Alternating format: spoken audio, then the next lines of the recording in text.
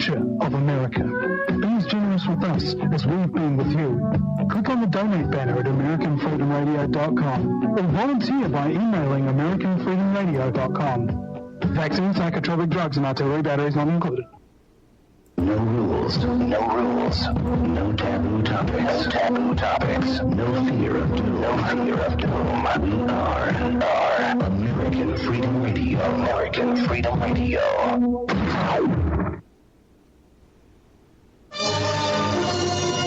It's the Opperman Report. Join Digital Forensic Investigator and PI Ed Opperman for an in-depth discussion of conspiracy theories, strategy of New World Order resistance, high-profile court cases in the news, and interviews with expert guests and authors on these topics and more. It's the Opperman Report. And now, here is investigator Ed Opperman. All right. Welcome to the Opperman Report. I'm your host, private investigator Ed Opperman. And normally I say that this show is brought to you by emailrevealer.com, but he got a little problem going on here. A friend of mine, Rochelle, is in Philly right now. She took off she's one of the local activist protesters here, and she's a Bernie delegate. She took off down to cover the convention, Rochelle Dunmore, and she had some people that were going to put her up in their room. They were going to give her a spare room to stay in. So she took off down there with two other people, and they are stranded. Okay, it turns out that they're stranded because they cannot connect with these people that were going to put them up, and so now they had to take their money and they had to start paying for fully hotel rooms during this convention, which are not cheap. So if you can help her out, Rochelle Dunmore, we're going to try and support her with you can go to her Square Cash account, which is Nevada 4 Bernie, Nevada number 4 Bernie, or her PayPal is Rochelle, ROCHELLE, 3470 at gmail.com. If you can help out Rochelle, they're stranded. They had no place to sleep last night. As a matter of fact, they were walking around in the streets near the airport. It's really a tragic situation. So if you can help them out, they're local activists and really nice people. Also, too, later on tonight, I'm going to be doing a special broadcast about the situation with the WikiLeaks emails. The news is reporting that these emails are not confirmed. Okay, they've been reporting this all day long. I have confirmed it. I spoke last night to Erin Bilbray, who is the Nevada superdelegate. And I just want to get this on the record right now before it's too late. I spoke to her last night, and she confirmed to me that one of her emails that she had sent back and forth with the DNC is there on WikiLeaks, so she can confirm that those are real, actual emails because she's the author of the email. So we have that confirmed. Okay.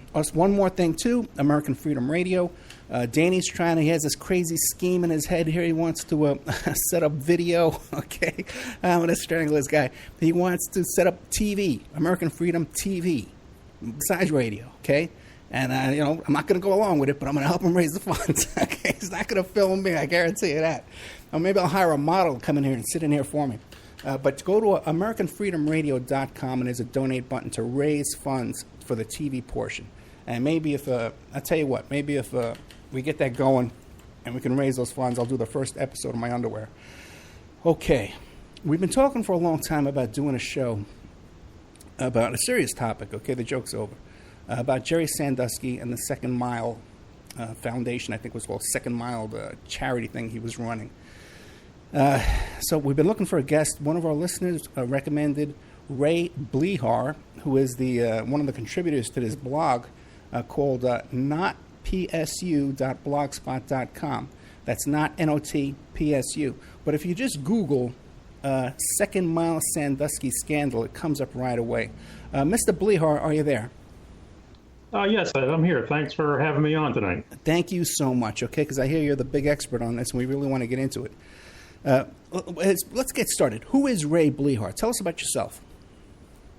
Well, I'm a federal government analyst. I got involved with this scandal. I'll get back to my background a little bit, but first I just want to talk about the scandal. Sure. Like most people, I read the grand jury presentment that came out in November of 2011 on the Sandusky case. And as an analyst, I set emotion aside as most people were running away in anger and, upset about all the sexual molestation they read about. And I said, you know what, this doesn't make a lot of sense. There are red flags in that report. As an analyst, I spotted immediately and said, nah, I don't see a cover-up here at all, mostly because both times Penn State had gotten a report on Sandusky, they reported him outside of Penn State. So I don't know how there could have ever been a cover-up.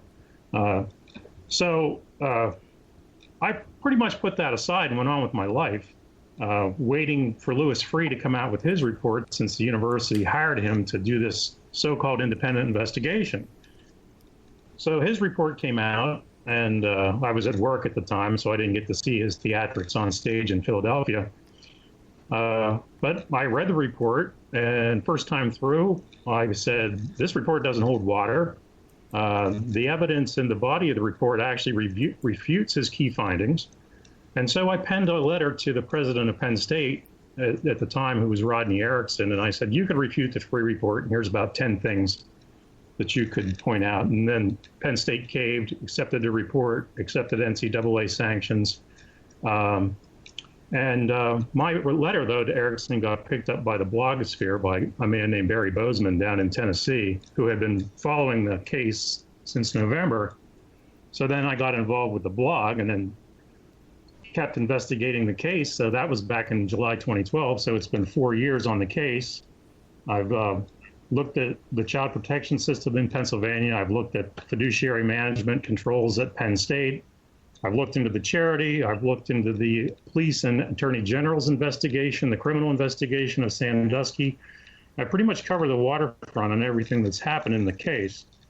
And I do this all in my free time, free of charge. Like I said, I work for the government. I've been in the government for over 3 decades as an analyst and investigator. I've been an assistant inspector general, deputy director for quality for an agency of over 10,000 people. I've read tens of thousands of reports in my career, assessing them to see if they made sense and that the conclusions were right. I've been in charge of financial management controls and audits, so I understand finance. I lead studies right now. That's what I'm doing, analytic studies. And I got a BA back in 1983 from a small school in Pennsylvania called Indiana University of Pennsylvania. And then I went to Penn State in 2006, and I have an MBA from Penn State, which graduated with honors in 2008. So that's kind of me in a nutshell. Very impressive. But let me ask you this, though. You keep saying you're a government analyst, and you don't mention what agency. I'm willing to guess it's the IRS, is it? No. Okay, because usually I don't want to admit. Okay. All right, but you don't want to tell us which agency. Well, I'm a member of the U.S. intelligence community. Okay. Oh, very interesting. Okay. I read the Freeh report, too, as well. But for people that are not too familiar with this case, why don't you give us a background of what is the Sandusky scandal? What exactly was he accused of? How did it come about? How did people become aware of it? Well, we'll go back to the grand jury, the prosecutor's version of events. Well, Sandusky was accused of 40 charges of child molestation, or about 40 when the original charges came out. He met his victims through the Second Mile, a charity that he established in 1977. Essentially, his modus operandi was he would see these kids at the charity. He would size them up at the Second Mile summer camps. He would take their names down. He would do background information on them using the files from Second Mile. And then the next year, he would befriend the ones that he thought would be the most likely victims. And then he would make acquaintance with them and their families. Typically, these children didn't have fathers. They were in broken homes. And then he would give them all the things that they couldn't get at their own homes, gifts, take them on trips, meals, pretty much a loving family environment, except for the 10 or 20 minutes that, he was molesting them. So that's how he operated. The investigation of Sandusky is a kind of an interesting story. Originally, the first time he was under investigation was 1998, and he was cleared. And And then another investigation started in 2008, late 2008, and that's the one that resulted in charges. So that one took 3 years to bring charges, and it was a botched investigation, maybe purposely botched, at least it looks that way. And they eventually came about bringing charges, I believe, only because of a political vendetta against the president of Penn State. So that's where I stand on the investigation. You mentioned that how he operated, this stuff about how it's fascinating. I never heard this before, that 1 year he would pick the ones he wanted, do research on them, and then start working on them the next year. That's correct. How do we know that? How did that come out? Well, I'm the person who put it out, okay? But if you read the grand jury presentment and you fill in the gaps that the investigators didn't fill in because they weren't very good. They put a narcotics investigator in charge of a child sex abuse investigation. So, these weren't experts in how Jerry Sandusky operated.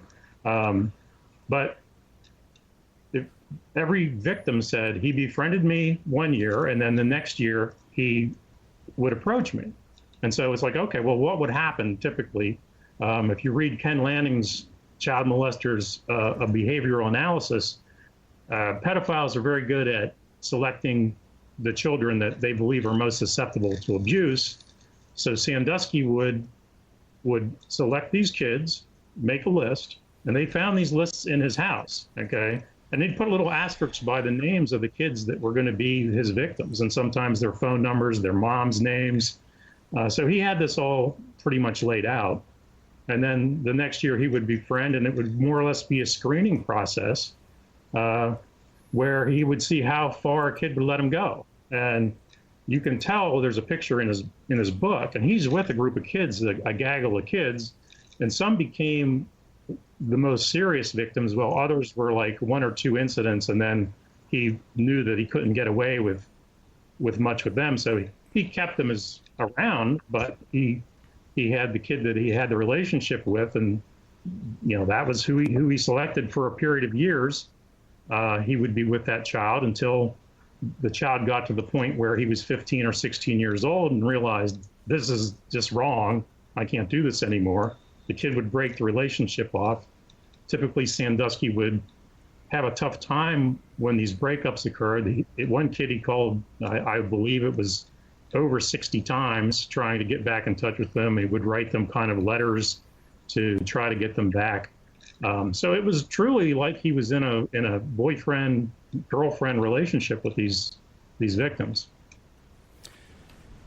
Yeah, when I listen to you talk, I have my head in my hands here when I listen to this. It's amazing. The guy he set up like a business where he could, we could lure them in, like a huge number of them, and then funnel them down, or whittle them down to the ones he could victimize. Now, was there any suspicion way back in the 70s about this stuff? There's one kind of unconfirmed report that the police said, now he's setting up his own playground. It's just kind of a glitchy thing that came out on a Crime Solvers blog. I don't know how much is there, but from what I've looked at, and I read his autobiography called Touched. I don't know if you've ever heard that one. No. I actually bought the book in 2000 when it came out because I'm Penn State guy, grew up in Pennsylvania, read the book and didn't think much of it. And then when you go back and read it with the knowledge that you have today, you're like, oh my God, he's been at this for his entire life. Because, he talks about dating his future wife, but, they're out on playgrounds and he's with kids while they're dating. It's completely bizarre. He and his wife never had kids. If I had to bet, I would say he might have had sex with his wife once, okay, if that. But, as most pedophiles do that marry, they either marry a strong woman who doesn't need much support, or they marry somebody that they can walk all over. He married a strong woman.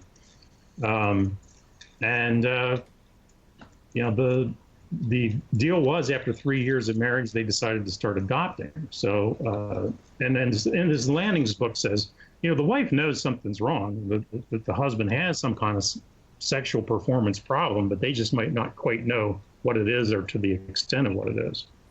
Okay, but in this case, he was bringing these boys to the home and taking them down to the basement and sleeping overnight with them down in the basement, correct? No. No? Okay, I'm wrong. Okay. He did not sleep. He didn't sleep in the basement with the kids. Okay. He typically would go down to so-called tuck them in at night while his wife was upstairs. Okay. And he would molest them in the basement, and then he would go back upstairs. Okay, so when I recall reading, I think it was the Free Report, and I came away convinced that she had to have known. What was your conclusion on that? Well, as I said, she knew he had a problem. She may not have known exactly what it was. I'll give her the benefit of the doubt to just say, she at best she was in denial. Okay. All right. But there's times, she may have been shocked when the news came out as to the extent of what he did. Now, he had this operation going with the second mile where he's luring in all these hundreds of kids, this huge number. Was there ever any indication that he could have been sharing these kids with other pedophiles? Because they do have a tendency to do that, right? Yeah, they do. There's some evidence in the case. There's a couple of gentlemen pictured in his book, and these men made some donations to Second Mile that are a little hard to explain. In one case, and this is believe it or not, this is in Jerry Sandusky's appeal document, okay? His last-ditch appeal. One gentleman donated a truck to one of the kids, okay? A pickup truck to the kid when he turned 16. So when he's 16, he's out of Second Mile, okay? All right. And so this guy gives him a truck. That might have been used, but whatever.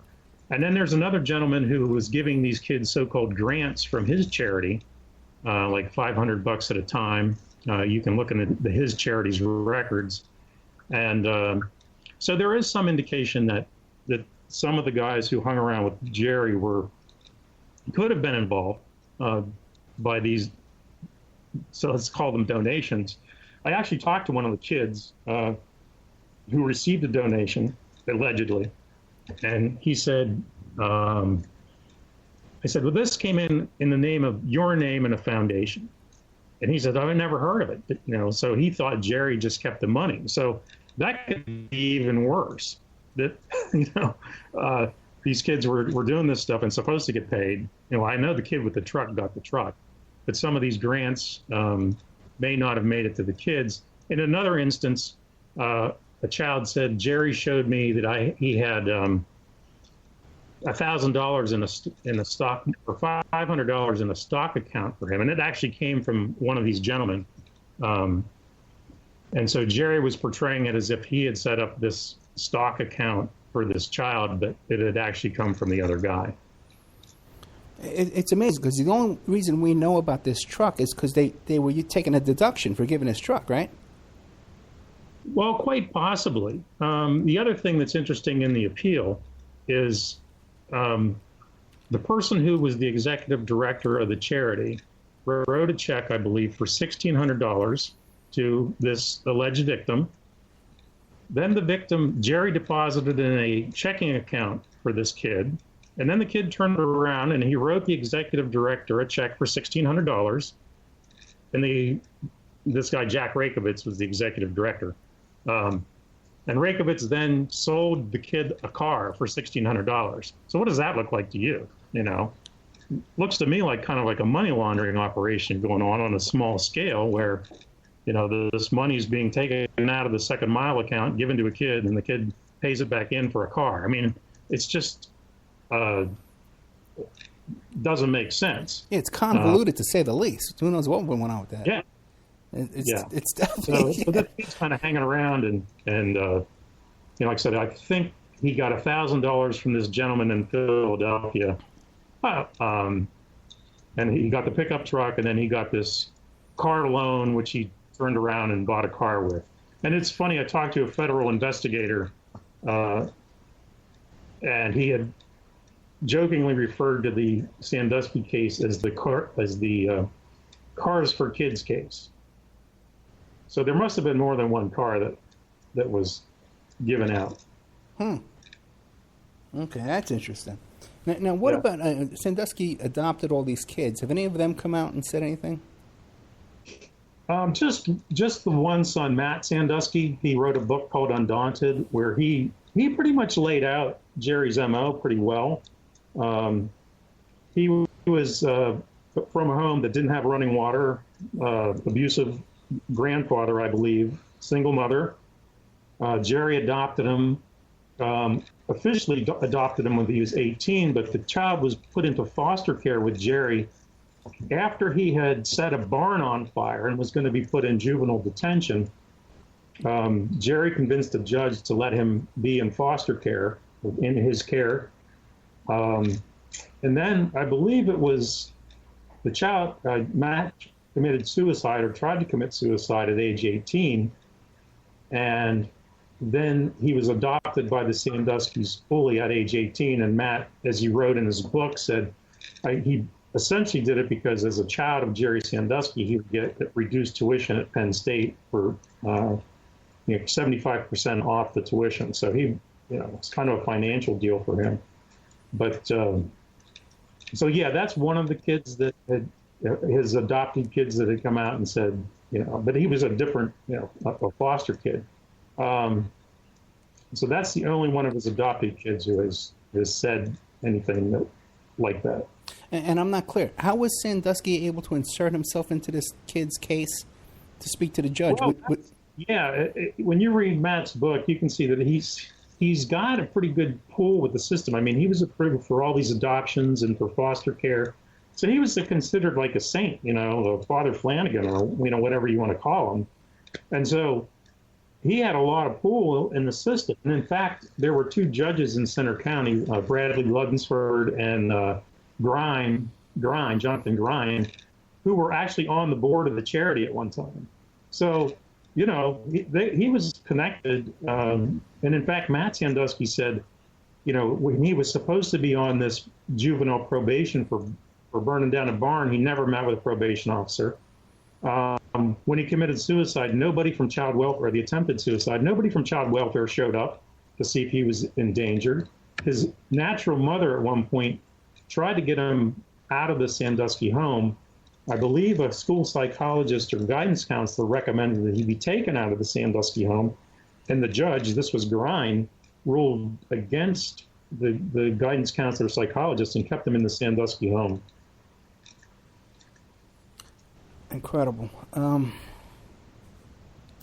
Couple of questions. And so now, any of these adopted kids, has anybody ever asked them, what did they think about, because here they're living in this family, but yet the father's bringing these other kids into the home. Anybody ever find that odd or suspicious or jealousy even?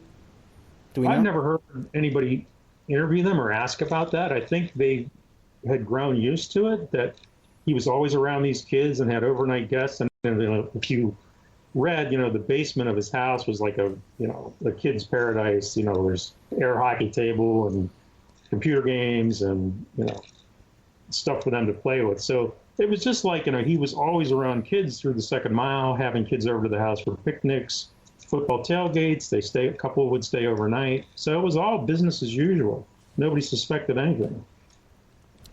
Now this second mile, how was this thing funded? Because it was a pretty big operation. Who was funding all this?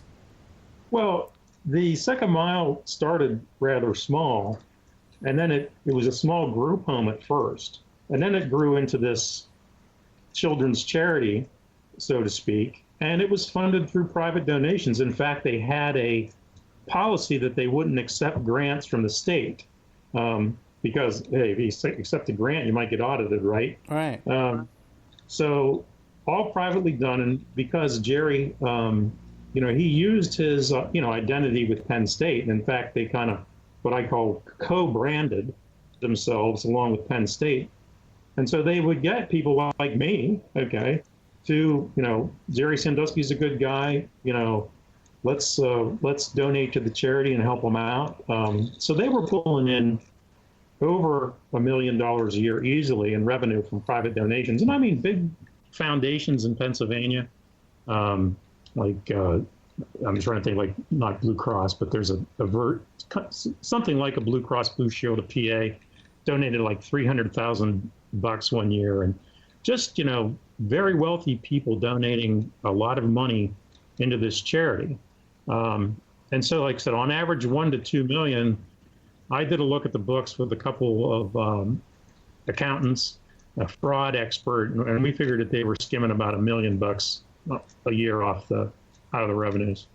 And what were they? How could you find that? And what do you think they were using it for? Well, that's a good question. I would say that some of it went into paying off these kids to hang around. Some of it might have went into their pockets. But it's really hard to say where the money went. But the way we figured it out was they had published their donor lists in their annual reports.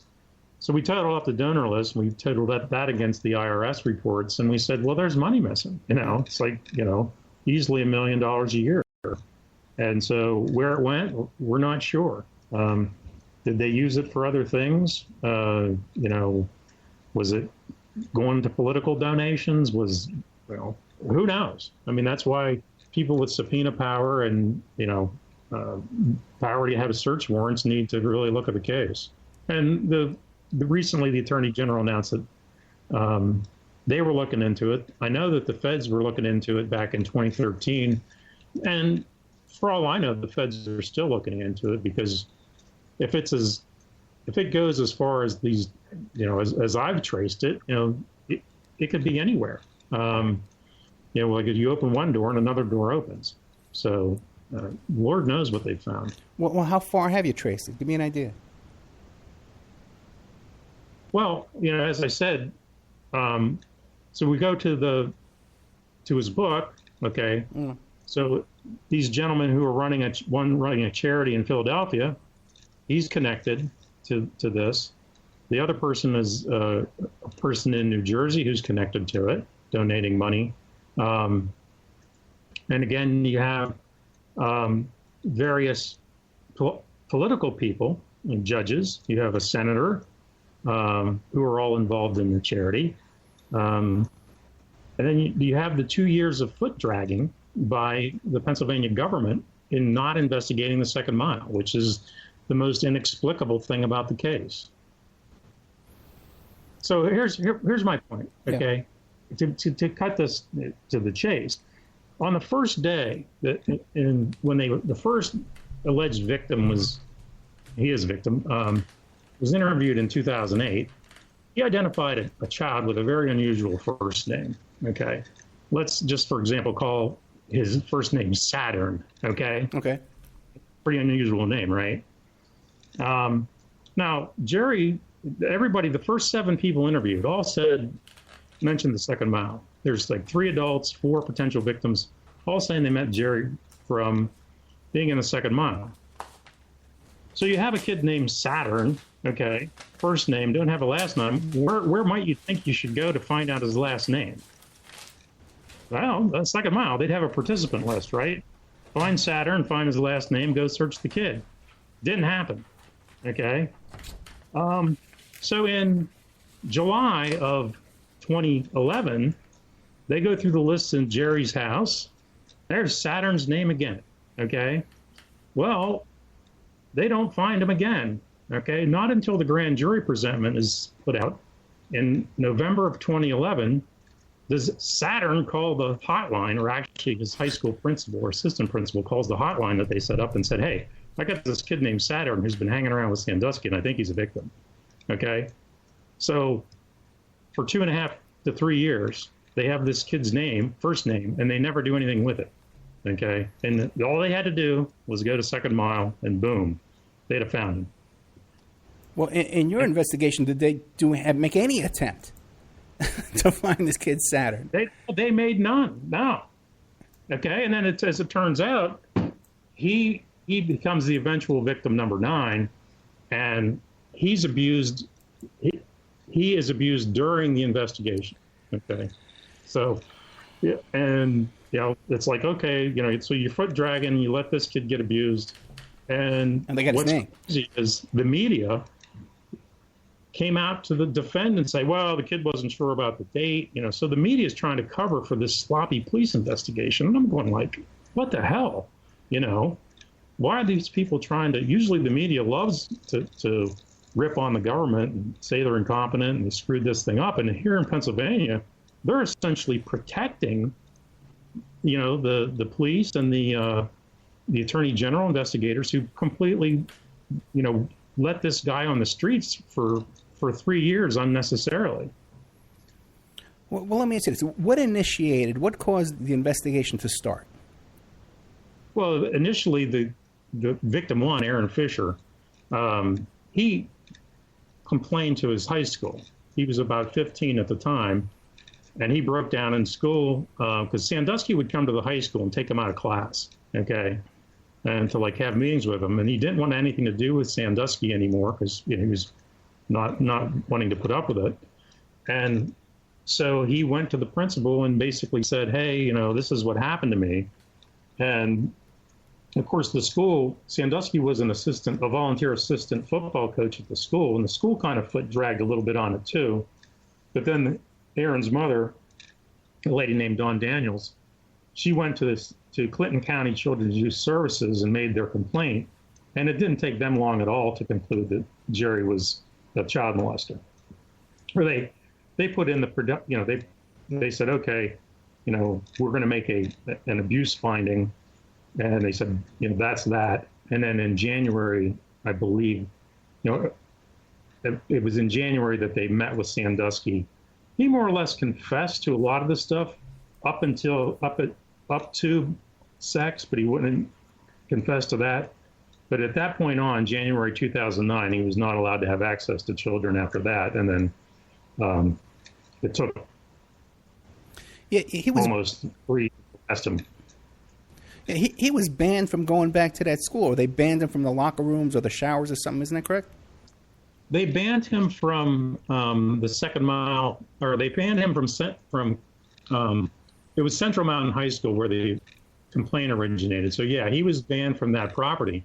Penn State banned him from bringing children into their showers in 2001, when that's the firestorm incident, the media firestorm incident, and so they banned him in 2001, and there's really no crimes committed by him on campus after 2001. Now, what was the reason they gave for banning him from these locker rooms and from these campuses and stuff? Well, in 2001, he was retired from Penn State. Okay. They didn't have any administrative control over him. He had gotten an agreement in his retirement paperwork that he could use the football facilities to work out individually. That's what the retirement thing said. He was bringing kids into the locker room and working out with them. And then he was seen in 2001, or allegedly seen in a compromising position or something like that, doing something inappropriate with a kid. Penn State said, all right, we're going to go. They went to the Second Mile and they said, look, Jerry's doing some inappropriate stuff in the locker room with kids. We're not comfortable with it. Tell him he can't do that anymore. And as the evidence shows, he did not go back on campus after 2001 with a kid. Now, the incident where you talk about he was doing something inappropriate, wasn't there a witness that actually saw him having anal sex with a little boy? No. Then what was that incident that I'm thinking of? Well, that was what was reported in the grand jury presentment. Okay. As it turned out at the trial, he was acquitted of that charge because the witness said, no, I really didn't see that. Okay. The witness, Mike McQuarrie, has changed his story several times on what he actually saw. And from the evidence I have looked at, the way the locker room's situated, the time of the year it was, the testimony of other people in the case, it would seem to me that he really did not see anything inside of the shower. He saw Sandusky exit the shower. He saw a kid stick his head out from the shower. And he was basically kind of he heard sounds. Okay, he heard slapping sounds, which he assumed were sex for some reason. And that's pretty much all the evidence shows. But no, he never witnessed a rape in the shower. That was a sensationalized story by the prosecutors.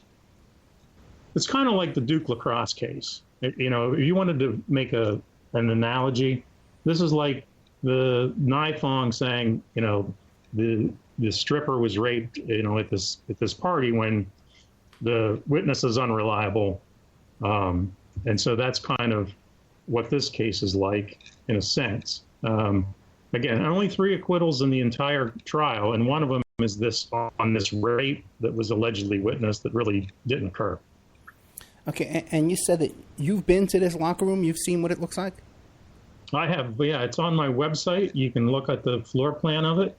From where he stood, there's only one view into the very far corner of the locker room, that of the shower. That would not be where Sandusky would have been standing with a kid, okay, if he's trying to be secretive about it. Now, the other interesting thing is McQuarrie said he looked in the mirror, and through the mirror he could see into the shower, all right?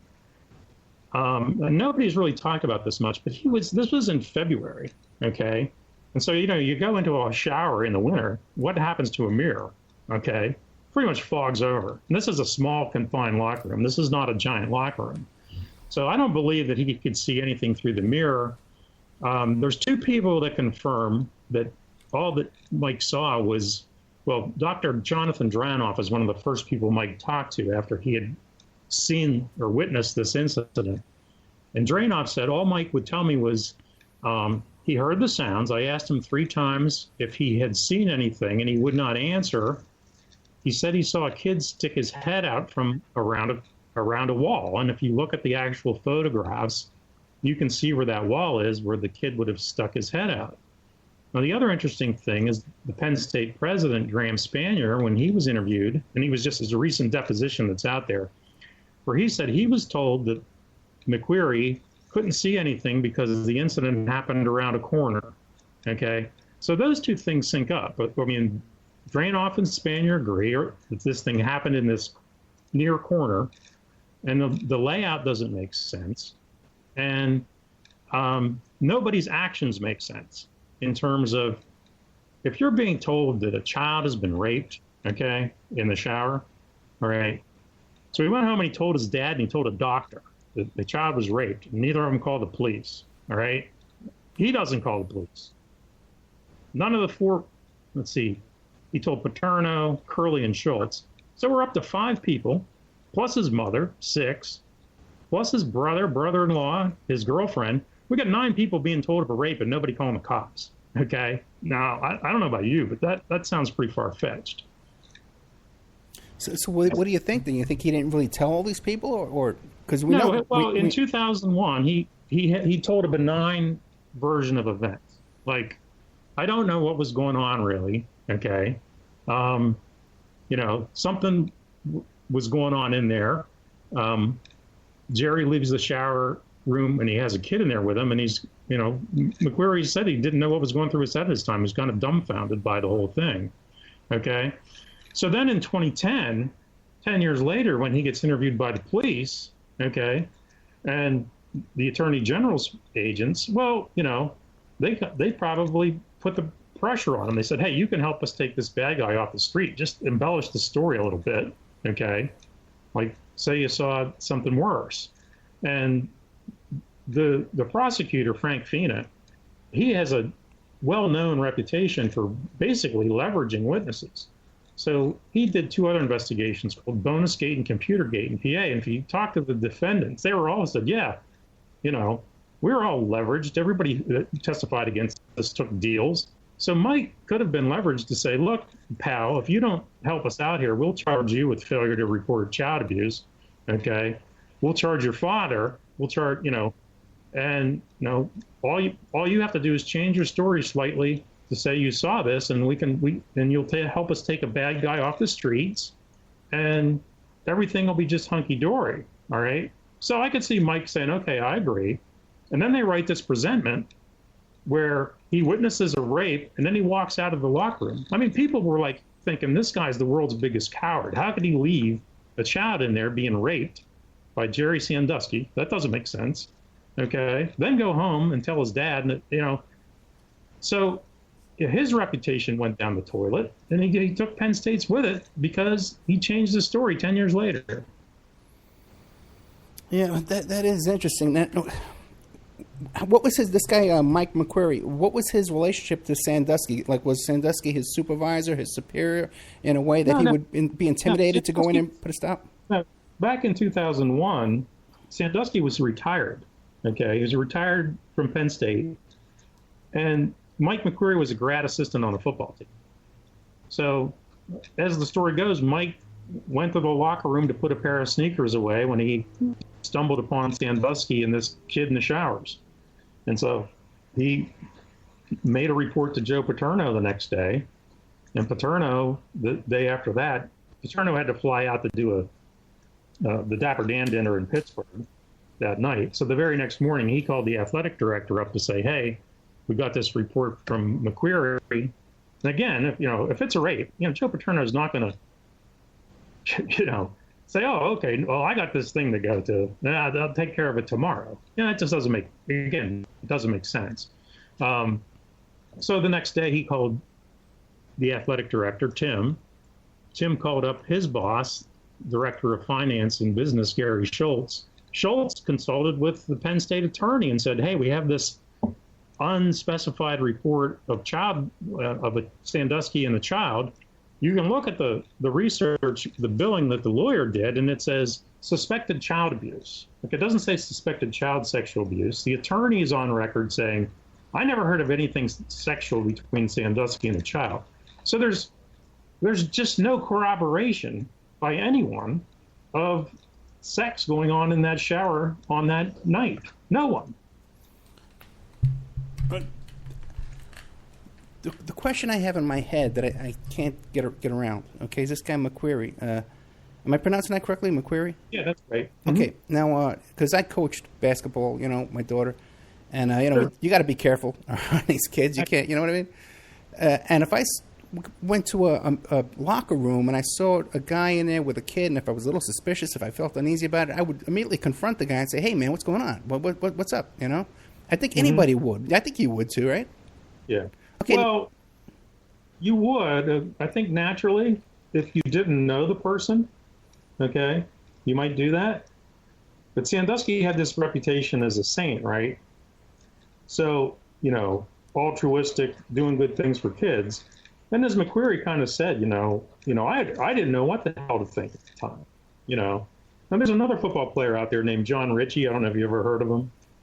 But he was involved with the charity, too. And he basically agreed with McQuarrie. He said, if I would have went in there and saw Sandusky in the shower with a kid and I thought something weird was going on, he goes, yeah, my head would have exploded, too. I wouldn't have known how to handle it. Okay. So his reaction, you might be able to justify it a little bit if it's just he thinks something's odd's going on and, Sandusky has this reputation. Now, if it's a complete stranger, you'd pummel the guy, okay? Or you'd do something. Yeah, you'd intervene, in some way. Yeah, you'd intervene. Now, sure. but he again, now maybe he didn't pummel the guy or intervene, but he did feel disturbed enough to contact Paterno the next day, and he told his father and his sister and his wife and everybody at home that same night. Well, that night he told his father and this doctor, almost immediately after it happened. Okay. And then the next day he went and told Paterno. But that's what I'm saying. The reaction of, if you get a report of a kid being raped, you're not going to wait around until the next morning. You're going to call the cops. Now, so you don't find anything suspicious about Paterno and his knowledge of all this? Well, again, as an investigator, you're looking for corroboration, right? And you're weighing the evidence. And I'm going through what Paterno has said, okay, in his grand jury and in his police interviews. And there's nothing Paterno says that's of what I'll call that's credible. I mean, in terms of his memory, all right? So they ask him a question like,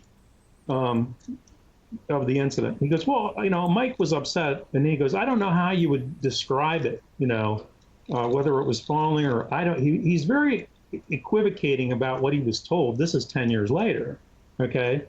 But then they ask him some other questions like, well, did you report it? And he goes, well, I don't remember. He goes, I think I waited, till sometime in the week to report this thing. And as it turned out, he reported it the very next, the day after.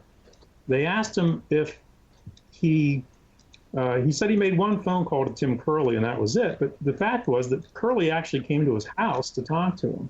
So if you go down to the things that Paterno gets wrong about what happened, it's clear that he really doesn't remember much about it, and he just kind of threw some words out there thinking that, something was going on. I'm not sure what it was. But as it turned out, the Attorney General and the prosecutors picked out the keywords. They took all the all the stuff where he is equivocating away to make it look like he made a declarative statement that McQuarrie told him fondling or something of a sexual nature was going on, when that's not really what he said. Okay, so it's basically cherry picking of some words and excluding everything else to say, if I was the guy, if you would have put Paterno on the stand, okay, in a trial, if he would have lived, they would have said, well, this guy's not credible. I mean, in terms of what he remembered, his totally faulty memory. He was 80 years old and he had cancer. So, and again, a 10-minute meeting 10 years ago, he's going to remember what was actually said? No, I don't think so. And so, again, you have the piece of information that I told you about being around a corner, okay? The person who actually relayed that information to Spanier, when you get to the root of it, was Paterno, okay? Because the only person who could have told Tim Curley that this incident happened around a corner was Paterno, because Curley didn't talk to McQuarrie. He didn't talk to Drainoff. The only person that he talked to before he talked to Spanier was Paterno. So Paterno in 2001 had to say, this thing happened around a corner. 10 years later, he didn't remember that fact. Okay, that's interesting. Now yeah, what? I laid it out on my blog, and it's pretty compelling that you can trace it down, and you just say, well, obviously this had to come from Paterno. But the thing is, now there's a lot of people who think that Paterno had to have known. Okay, now what other instances was Paterno come into contact with these accusations and stuff? Well, I mean, he's been accused of a lot of stuff, but there's only evidence of him being told one time in 2001. Okay, so that's the only incident where Paterno was ever told about this? That's the only one that you can corroborate. Okay. Well, give me an idea what the other ones are like. So in 1998, that was the first investigation of Sandusky on Penn State's campus. This one's in the free report, okay? Okay. So there's emails from 1998 between Tim Curley, Gary Schultz, and the chief of police. Paterno's not on any of the emails, okay? There's no reference to Paterno anywhere in 1998, okay? Why is that? Well, a child sex abuse investigation is a kind of confidential thing, okay?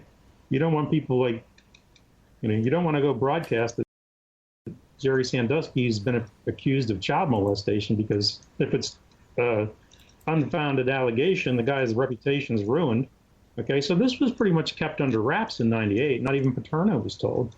And it went from the mother of this child coming forward to the police at Penn State. The chief of police was a guy named Tom Harmon. He told Schultz. Schultz told Curley. And again, there's no evidence whatsoever of Paterno being told about the 98 investigation. Then you have these more recent allegations coming out of these insurance settlements, and these are not credible allegations whatsoever. A kid from an individual said, in 1971, Sandusky picked him up. He was a 15-year-old hitchhiker. Sandusky basically took him to the Penn State locker room, beat him up, raped him, and then the next day his parents put him on the phone with Joe Paterno. Okay, well, what did I tell you about Sandusky's MO as an acquaintance offender, right? Finds the kid from Second Mile, scopes them out. So he didn't pick up strangers and molest them. Okay, just doesn't happen. Not one single case of it. There was an allegation from '76 where the kid said he was in a group shower with adults and children at a Penn State sports camp, where Sandusky stuck his finger up the kid's butt, and this is completely not credible, because at the sports camps, the campers showered in dormitories, not in a group shower in the Penn State locker rooms. Sandusky was never known to molest a child in the view of anybody else, not in one instance at the trial or anywhere else. So, again, not a credible allegation. So while these allegations come out, they don't fit Sandusky's MO as an acquaintance offender who did this stuff in private. The person from '76 said, well, I went to an office building and I made this report to Joe Paterno while he was walking down the hall with other coaches. Well, Paterno's office in 1976 was in Rec Hall, a basketball arena. So there's no way this kid could have recognized the basketball arena as anything other than that. It wasn't an office building, it was a sports complex. So these stories, we said, these aren't the least bit credible coming out of the insurance settlements. And even the insurance company said these claims look like they were all just not vetted. They were just paid, and that was that. And you read through I've read through all these depositions, and, I can pick out the authentic ones from the phonies immediately. It's that easy. So all these allegations you just described, these are related to insurance company settlements? Yes. How many were there? How many payouts were there? 32. 32. From the same insurance company? Well, here's what happened. The insurance companies decided they're not paying them, okay? So Penn State, they decided that they were going to settle with the victims, okay, or anybody who came forward with a story, all right? They settled for exorbitant amounts of money all while knowing that the insurer would not pay these claims, all right? But for some reason, they decided they were going to sue the insurer anyway to try to get paid. And the insurer was just like, nope, your 1992 policy said you have a sexual abuse and molestation exclusion, so we're not paying for anything that happened after 1992. I mean, this is right plain letter in the policy. So for Penn State to go in and argue that they deserve to be reimbursed or for these payments was just ludicrous on its face. They had no argument. And so the judge ruled that for claims prior to, I believe it was 92 because of the exclusion, the insurer had to reimburse Penn State, but the insurer's fighting those too. I'm not quite sure why they're fighting them, on what grounds. Oh, the most recent ones were, the recent filing was that the insurer is saying, well, wait a minute, if they filed these in a civil lawsuit, Penn State could have fought the civil lawsuit on the grounds that the statute of limitations for the lawsuit expired. So the claimants couldn't file a claim based on the law, so Penn State didn't have to pay. So the insurer is saying, well, you basically donated to charity. Don't expect us to pay for your stupidity by not bringing up the statute of limitations and telling these guys to get lost. Okay, let me see if I got this straight. 32 kids, alleged victims, come forward to Penn State and they say, we were molested by Sandusky and we're holding you responsible. Penn State pays out on 32 kids? Yep. Well, more than 32 came forward. I think they rejected 3. I think these were people who were incarcerated, kind of just making up a story from jail and trying to get paid. I think those were the only ones that they didn't pay. But for the most part, if you showed up, you had a story, Penn State pretty much paid you. And how much, in the accumulation of those 32 settlements, how much was that?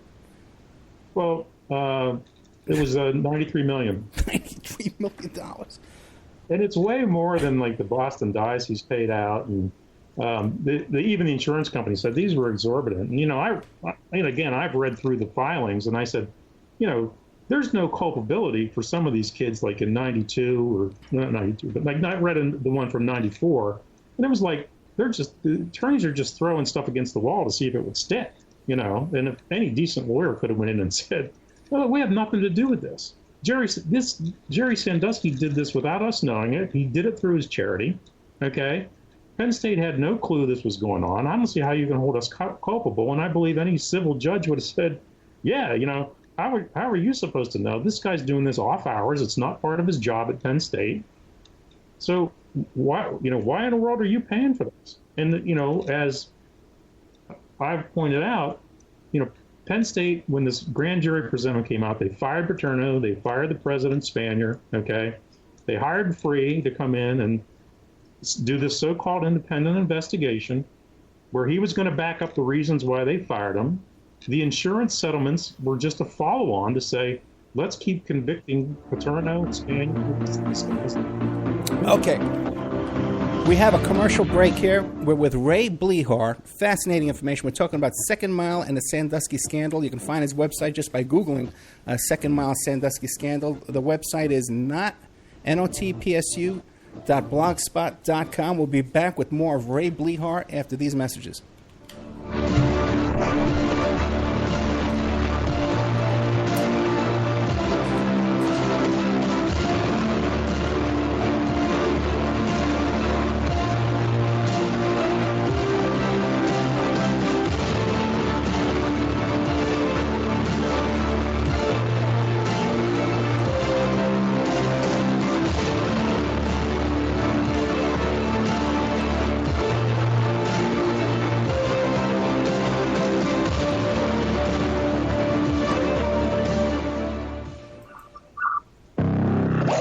To the world's meeting place. American. It's practically narcotics. Freedom. Oh, yes. I like very much. Radio. You're an American institution. American Freedom Radio. Did you know there are 3 million edible food plants on Earth, and none have the nutritional value of the hemp plant? HempUSA.org offers you hemp protein powder. It does not contain chemicals or THC, is non-GMO, and is 100% gluten-free. Hemp protein powder burns fat, builds muscle, contains 53% protein, and feeds the body the nutrients it needs. Call 888-910-4367 and see what our powder, seeds, and oil can do for you. Only at HempUSA.org.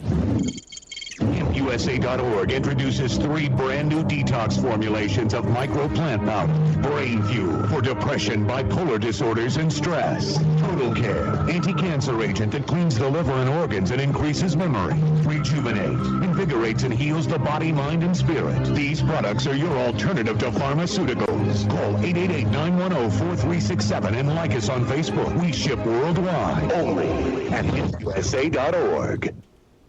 The last hour of American Freedom Radio you have been listening to is proudly sponsored in part by BigReggaeMix.com, the global healing station. Produced by Mitch Santel and executive produced by none other than Errol Brown, winner of 5 Grammy Awards and the last producer and engineer of Bob Marley. Visit us now at BigReggaeMix.com for the latest show schedule, updates, and blog postings. And don't forget to follow us on Twitter, too. BigReggaeMix.com. Everybody talking about gun control. Gotta get rid of the guns. I like guns. If you got a gun, you don't have to work out. I ain't working out. I ain't jogging. You don't need no gun control. You know what you need? We need some bullet control.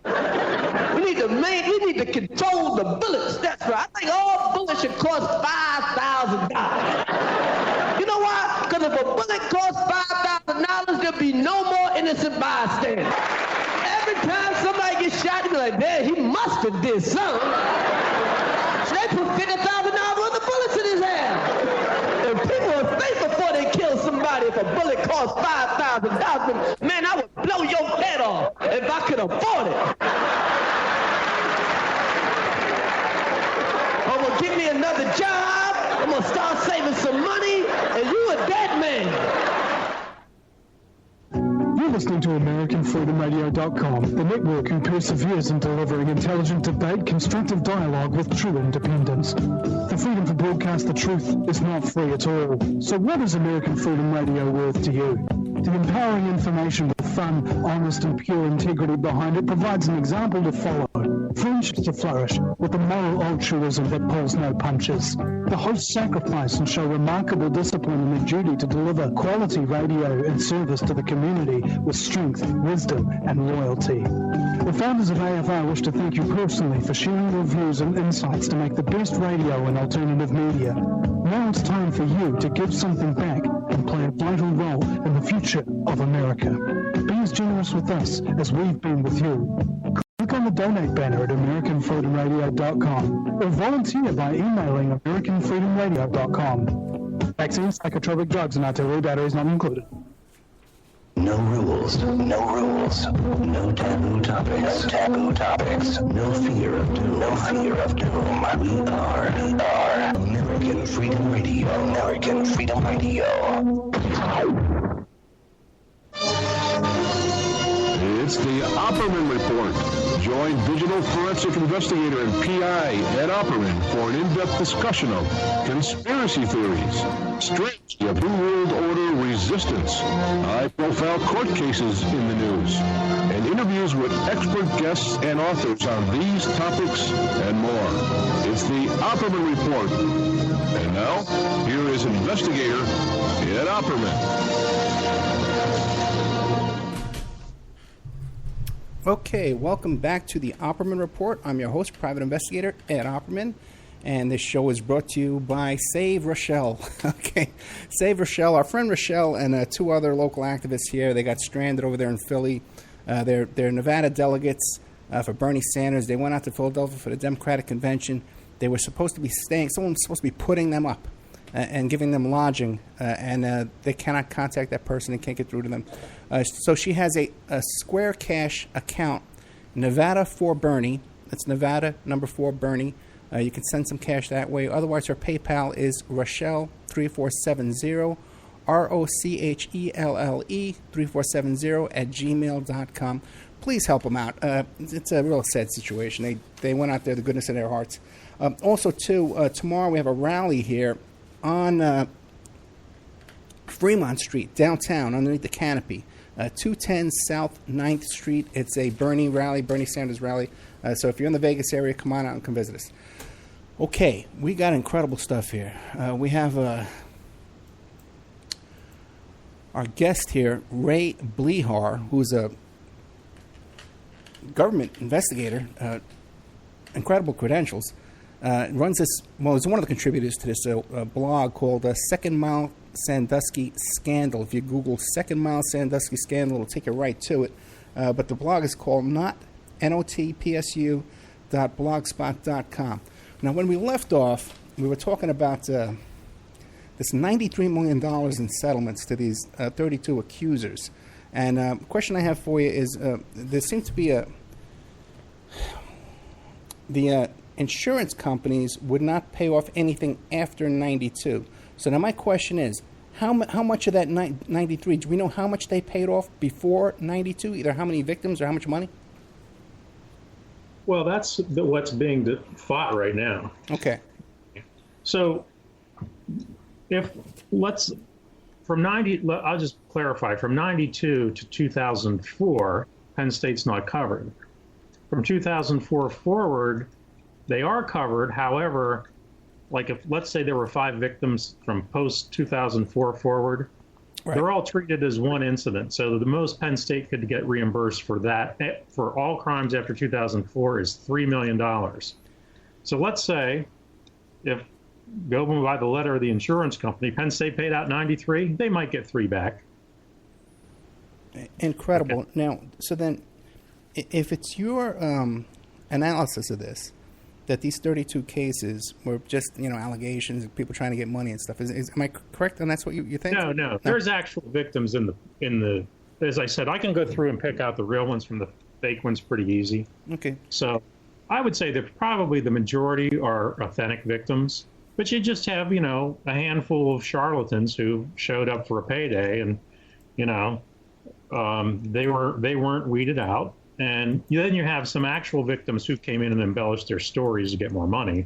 That's a kind of a different class of fraud. But, for the most part, they were abused, but they would exaggerate. Let's say in the one case, victim number 10, testified that he was abused once in Sandusky's home and once in a pool at Penn State.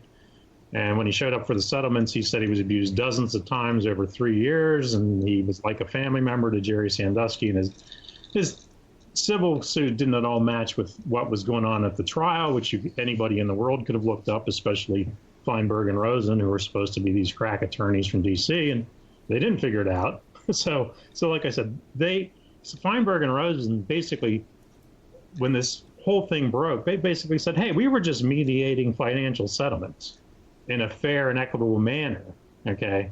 There was no vetting of these claims. It was basically just a bargaining deal. And even the people who have come and written, like Keith Masser, the chairman of the Board of Trustees, former chairman now, he wrote an op-ed trying to justify this, but even in his op-ed, he didn't say the claims were vetted. The university came out right after this and said the claims weren't vetted. So, yeah, unvetted claims. But some actual victims in there. Probably the majority. So what's your take on this then? Was Penn State aware?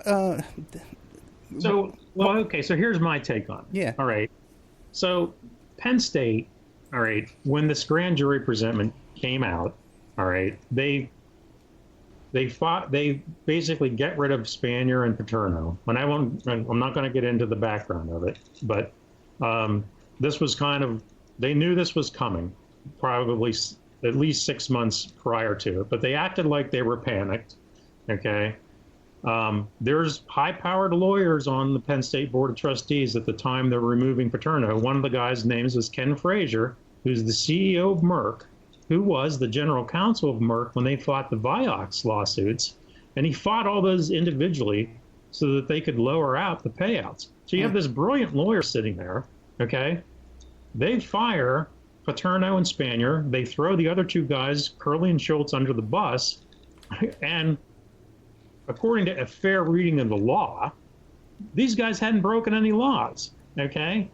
And when they asked the head of the board, the vice chairman, who took over in a coup at the time, John Surma, what they read or how they deliberated this, they said, well, we basically just read newspaper reports and what's in the presentment. And I'm going like, wait a minute. You guys, this presentment and the charges came out on Friday. It's now Wednesday. And you haven't done a legal review, okay? In 5 days, you didn't have an attorney look at this thing and say, oh, Section 6311 of the Pennsylvania statutes, none of our guys have to report. They didn't break any laws. These are all bogus charges. Boom, done. Yeah. Stand. You say, okay, our guys aren't culpable for this. The people who really should have reported this thing are down the road at Second Mile. Why are you pinning this on us? That's what should have been the first thing out of Penn State's mouth. And in fact, former President Spanier stood up and said the charges were groundless. What happened to him? They pulled the mic away from him. They said, you're not allowed to talk anymore. Let us do the talking for you. This is John Surma. Okay, we'll handle it from here. And from then on out, the Penn State administration let the media spin the narrative. Spun out of control. Boom. Okay. So from that day forward, okay, it was, we fired these guys. All right. And now we're going to do everything in our power to make sure that the public believes we fired them for the right reasons. And that was worth $93 million to them? Well, it's more than that. It's like $200 million. You consider all the legal costs involved and everything else. I didn't even think of that. They paid the NCAA $60 million that they didn't have to pay them because there weren't any NCAA violations, which they knew. Okay, well, they knew there weren't any NCAA violations in January of 2012. I actually have personal notes of the then President Rod Erickson. There's a page in his notes that says they haven't found any NCAA violations. Okay, none were ever found. If you read the NCAA report, nothing in there is a violation. If you read the emails back and forth at the NCAA, they're saying, we got nothing, okay? These are outside the statute of limitations for us to fine Penn State, but lo and behold, what did Penn State do? Oh, we agree. Fine us $60 million, take Paterno's wins away, slap us with a ban on going to bowl games, reduce our scholarships, nearly kill our program, okay? When there's NC has nothing, okay? And what's this all based on? The Free Report, which also doesn't say anything. So there's this series of events, and all of these decisions, by the way, okay, the firing of Paterno, the removal of Spanier, the acceptance of the free report, the acceptance of the NCAA signing the consent decree, taking down Paterno's statue, none of these things are done by vote of the board. These are all unilateral decisions made by either one person or a small group of people. Well, then what is your conclusion of that? Because I can only see a couple of reasons for that. Okay, one would be extreme incompetence, right? Another we'll pull that one out. Another one would be to cover up. They want to cover up. They want to cover up something bigger. That's correct. I believe you're onto something there, Ed. I'm talking to a very professional investigator. So what do you think they're covering? So here, so the ties between a lot of the companies like U.S. Steel and Merck and members of the board of trustees, they all have like business. There's business with them or donations to the Second Mile. Okay, they've got ties to the charities in some ways. The Pennsylvania government, people in the government have ties to the charity. All right, that's why I said there's 2 years of foot dragging by the Pennsylvania government to get to his charity investigated, and then they barely touch it. They don't look at it. Okay, Penn State never mentions Second Mile at all in all of their deliberations and talking. Okay, so there's something down beneath, there with Second Mile. Okay, and the government and Penn State that's not on the up and up, and we're not quite sure what it is. Okay, like I said, you got $10 million missing over 10 years. You go back to the 1998 investigation, and this is an important point. Okay, so the county is the first people to be called in. Children and Youth Services, they go in and they do the initial investigation, and on the second day they're looking for a way out of it. Okay, they don't want anything to do with this. So the state investigator, this man named Jerry Loro, comes in from Harrisburg, and he's going to take over the case because they said, well, the county has a conflict of interest with the Second Mile because the head of the Second Mile, the psychologist and executive director, Rakovitz, he does counseling services for the county. Okay, and then there's some programs, foster care programs and things like that. So there's a conflict of interest. So we need to bring the state in to do the investigation. All right. Well, the Harrisburg office isn't supposed to be the office that does that. There's an office in Altoona, Pennsylvania, that's supposed to do that because they're the regional office. But all of a sudden, somebody from the state capital is there, okay, to do the investigation. The 1998, the mother had her son evaluated by a private psychiatrist who has a PhD. She writes this report, which you can find online. You can click on it on my site. Her name was Dr. Alicia Chambers, and she said, yeah, by all the things the kid has told me that Sandusky did to him, sounds like Sandusky has all the, characteristics of a pedophile. He's starting to groom this kid for abuse. Okay? Well, what happens? The state investigator decides they're going to bring in somebody else to do a second review on this kid. So they call in a guy whose name is John Seasock, unlicensed counselor, not a psychologist, not a psychiatrist, okay? He writes this sham report that says, nothing happened. Sandusky has boundary issues. His behavior with this kid, in 1998, he picked up this kid in the shower, lifted him up, hugged him, had done some other things with him, and that's what, he came home from the workout, and his mother was talking to him, and she said he got upset when he mentioned that he had showered with Sandusky. Okay, so she said the kid ran down the hall, slammed the door behind him because he was didn't want to tell her what happened because he knew that was wrong, that shouldn't have happened. So she said she went down later to check on him, and she had said she went to put her other daughters to bed. She goes in, and the kid had a crew cut. Right, this is May. So he came home from the workout with Sandusky. His hair was dry. This is one of the media lies that's printed. And he had come home with wet hair, and that's what alarmed the mother. That's not true. He had dry hair. When she went to check on him in his bed, his hair was wet because he showered again. So one shower after taking a shower with Sandusky. Okay, he's 11 and a half. 11 and a half-year-old boys aren't, you can't get them in a shower. Yeah, once a month. Even 11-year-old daughters, I hate to tell you. Okay. Yeah. So she says she's getting up the next day to go, and he's in the shower again. Okay. Yeah. And it's like, whoa. She immediately calls the psychologist up and says, am I losing my mind? But my kid just, did this. So the investigators know this. All right. In 1998, they know this. All right. But they get this second guy to come in and say, there's nothing wrong. Okay. Sandusky's normal. And so the child welfare agents, this guy from Harrisburg, clears Sandusky. Okay. And I'm saying, how did he get in here? And I actually interviewed the psychologist, Chambers, and she said to me, where did that guy come from? Because here we are looking back, and man, and like I said, the unlicensed counselor just looks like a complete setup that the state wanted this swept under the rug for some reason or not in 1998. And then you go fast forward 10 years to 2008, and they're foot dragging for 2 years to go to the place where they can find all the victims.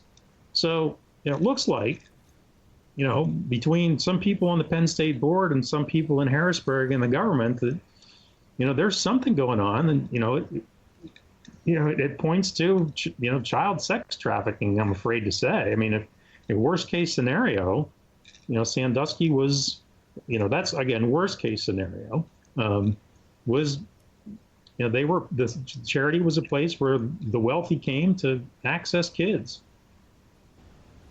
Now, to go back up a little bit, you described this Chambers report where she was a licensed therapist and she did this report. Mm-hmm. And then this other unlicensed guy. Two questions. First, who were these reports being presented to? To a judge or to CPS, to Child Protective Services? They were provided to Child Protective Services. Okay. And who inserted this unlicensed guy into the case and asked for this? Protective Services. The Department of Public Welfare in Harrisburg set up this second interview over the objections of the district attorney's office, who was also involved in the case.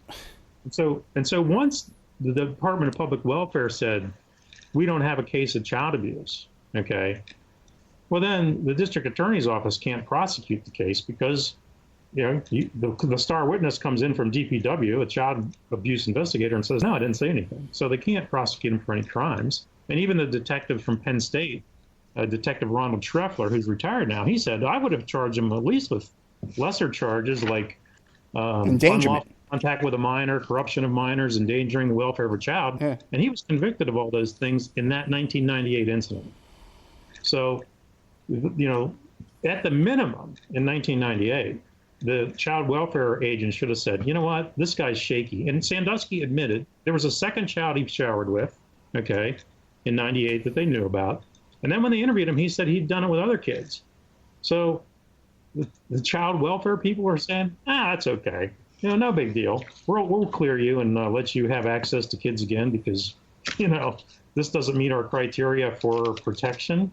The 98 case is really the untold story of this whole thing that people just, they say, oh, the DA didn't press charges, end of story, because, the DA's dead. Nobody can talk to him. He's Ray Griecar, the guy who mysteriously disappeared in 2005.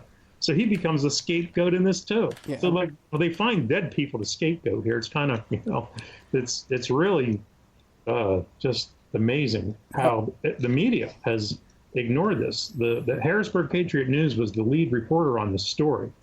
And they don't even mention Alicia Chambers' name. But one time, okay, actually two times, okay, in the first instance, they talk about her receiving a subpoena and having rejected it to testify at the trial, okay? The second time the Patriot News mentions her name, when I did the search, other archives, is when she hit a deer with her car, okay? There is no mention of her psychology report in 1998. This is a Pulitzer Prize winning outfit on the scandal who completely swept that under the rug. Other media outlets had it, NBC, other, they all reported on it, but the Patriot News is very hush-hush about it. Well, how about ESPN? I'm hearing that ESPN had a lot of influence in the direction this case took. Do you have anything on that?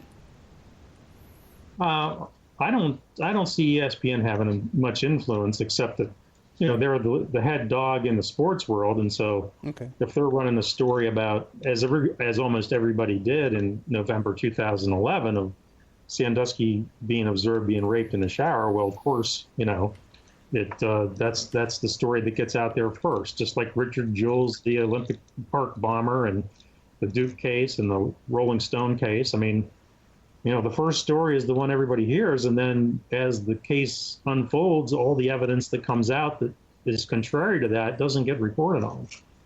So, the free investigation, which, there's two groups of people in the world: those who believe the free report and those that have read it, and they're mutually exclusive.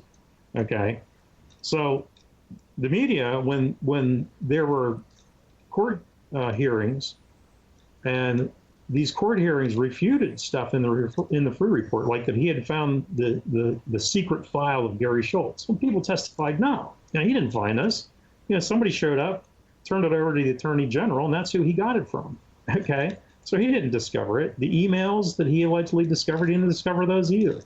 But the media refuses to come out and do anything to refute the free report because they all accepted it. I got another question going back to 98. First, what was the name of that DA? Ray Gricar. Ray Gricar. It's Gricar. Famous case. Yeah. Oh, yeah, I know. But now, and my question first is, before we get into his suspicious death, is how did he get inserted into the CPS investigation? How was he brought into this? CPS went to him? Well, okay, when there's a potentially criminal element of a CPS investigation, like sexual molestation, then it's a dual investigation with the police and CPS. And so because he's the district attorney, our police force contacted them immediately and said, hey, we've got this potentially criminal case, can one of your, DAs help us with this, and what should we do? Go through the steps. So he helped actually set up, he was in contact with the police during the investigation. And, they were trying to run stings and get Sandusky. And before Gricar could make a decision, they had closed the case, the CPS people. All right. And now Gricar died. Yeah, or he disappeared. He's been declared dead. Yeah. And there was like his car was found by a river or something, a lake, and his hard drive and his computer was destroyed. Right. Right. Now, so what do we know about that? Well, that's very unusual, right? He's investigating Sandusky. And I kind of look at it, and I haven't delved into it a lot, but I don't, a lot of the stuff doesn't make sense in that case either. They didn't put, a DA goes missing and you don't put a task force on it using your state police. Instead, you assign it to the Bellefonte Police Department, who's only open like 12 hours a day. Okay. They drug their feet for a couple weeks before they really did anything about it. So it's mysterious, how incompetent that investigation was too. Again, I haven't jumped into it. There's many people who have and talk about it probably daily on message boards, but there's some interesting circumstances. A child molestation case came across Gricar's desk in very early April of 2005. This individual named Christopher Lee ran a mansion. He was a curator of a mansion that they hired boys to come in and be the tour guides for. I believe two of the children that he molested were from California, if I'm not mistaken. This is what he was charged for in 2005. Gricar disappeared, and the new district attorney that replaced him basically gave Lee a slap on the wrist, gave him ARD, accelerated rehabilitation. I can't remember what it stands for, but it's unheard of to give a child molester ARD. But this guy got it and was allowed to go back to his job at the mansion. And then he's been recently re-arrested in 2014 on child porn and some other charges. So, there's some really strange stuff going on. That just, did Gricar think that there was a bigger child sex ring at the time? Is that why somebody made him disappear? I don't know. But when I'm done with this, maybe I'll look at that. What about the local gossip around town there? Okay, and what's called Happy Valley, right? Yes. Pleasant Valley or Happy Valley? Happy Valley. Okay. Well, there wasn't a lot of gossip going on about Sandusky. Not just Sandusky, about overall, hey, something weird's going on in this town. There's a lot of little kids flying in and out, people coming to town, motels, weird stuff. Any of that really became really the talk until after Sandusky, and because like I said, he operated. He was really good at what he did. Nobody suspected anything. And it really wasn't until about 2010 when he announced his retirement from the charity that people started to ask questions like, geez, he gave up Penn State football to run this charity. And here it is, 10 years later, and he's not particularly old, he can't do this anymore. And all of a sudden he's walking away. What's going on? And then, then that's when the rumors really started about, him and kids. And then apparently, things started leaking out of the grand jury, and people started finding out tidbits of more information that he was under investigation for child abuse. And so that's when that's when rumors started surfacing around 2009, 2010. And then eventually Sarah Gannon broke the story on the grand jury in March 31st, 2011. And then he was arrested on November 4th, 2011. So, and even after she broke the story, people thought, this is just some complaining kid. There's always going to be a kid or two out there with an axe to grind, and it's probably a big nothing burger. And it wasn't until the presentment came out that people said, wow, there really was something to that. But at least that's what most of the public, felt. And so all this stuff around 98, that never became public at all? No one ever knew about that? Not until the grand jury presentment came out. That was not very well known at all. So the DA's investigators and Child Protective Service, what's it called over again? Child what? Well, it's now it's called the Department of State, I believe. But it used to be called Department of Public Welfare, and then it was the Center County Children and Youth Services. So they expunge the records if there's no abuse findings. So there is no record in the child protective system files. That was expunged. The only thing that was left was the police report from 1998 at Penn State that had a reference to it. And also because the borough of State College, where Penn State's located, their police were involved, and they also had a police report. And that wasn't found by the crack investigators from the state police until late 2010, early 2011. But a nice little chunk of cops knew. You'd say maybe about 6 DAs, investigators, and regular police officers knew about this case. I would say I know of at least 3 people in the DA's office that knew. Yeah. And there's at least 3 cops at Penn State that knew, and then I know of at least 2 in State College. So what's that? About 8 people, in law enforcement and in the DA's office that would have known. Because that kind of stuff gets around, Well, it's kind of one of it probably does. Yeah, I would say there was rumors, but it didn't spread very far, and people dismissed it because. But in the police force, in the police force, yeah, these guys are well known to be gossiping. A bunch of watchwomen, sitting around gossiping all the time. So I don't know. It just okay.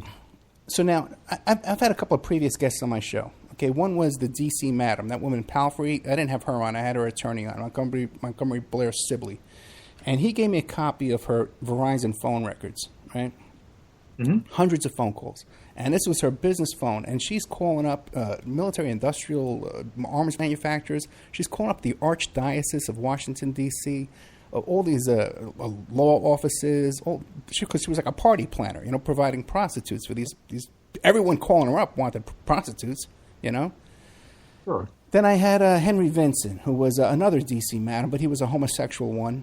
And he would provide homosexual escorts in Washington, D.C. to this guy, Greg Spence. And, then Greg Spence was a former CIA agent and stuff like that. And he was blackmailing my guest, Henry Vincent. And his bodyguards were Secret Service agents, this guy Spence. It was a big operation. Yeah. Both of these cases seem like really big, widespread operations involving, big companies, big lawyers, big powerful people, senators, Secret Service agents, Is that what you see happening here? Because what I'm hearing, people in the chat room are telling me stuff like that the Bushes were involved with Sandusky and stuff like that.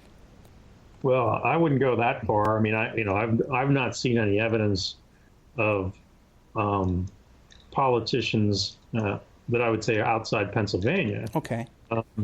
What's interesting about this case is the prosecutor who did the Sandusky case, Frank Fina, and then the grand jury judge, Barry Feudale. They've all lost their jobs. Fina got caught up in something called Porngate, where they were exchanging porn over government computers. Him, the lead investigator on the case, Randy Feathers, two other guys in the Attorney General's office, Sheets, and I'm trying to remember the other guy's name. But all these people who were in these email chains in the Sandusky case who were deciding to not press charges, all basically were shamed by this Porngate scandal. And then there's judges that got caught up in it too. So you're like thinking, so these guys are trading porn, right? And they're also protecting the second mile, as it seems. So do we have a connection here? Okay. So, it seems rather interesting that, this case took so long to go. And as I said, this thing did not really get any legs under it until 2011. And that's when the governor, the former governor, Tom Corbett, was elected. And as soon as he was elected, an anonymous email tip allegedly came into the Center County's DA office saying, talk to Mike McQueary about what he saw in the shower. I'm thinking, day after the election, anonymous email. Okay, what's the likelihood of that happening? This isn't political. Okay, and then the whole focus became, not really, finding the victims. Because again, even in the grand jury presentment, they're downplaying this 98 thing the whole way. They don't even mention, Center County Children and Youth Services involvement in this 98 investigation. They told the mother of one of the 98 victims that they may not press charges in their case. So they were trying to convict Sandusky, kind of pull in Penn State on this cover-up, throw it on a football program and the president of the university, okay, and try to get out of this without really mentioning this 98 case, okay? And, I go back and say somebody pulled strings to make this go away in 98. And, they were thinking about letting it go away in 2008, but because the governor really had this personal vendetta against Penn State's president, Graham Spanier, the case then got legs, and you can actually tell by I've charted this out. They don't start bringing the kids into the grand jury to testify against Sandusky until March of 2011. And that's right after, at first they didn't bring in Spanier, the president, to talk to him or interview him.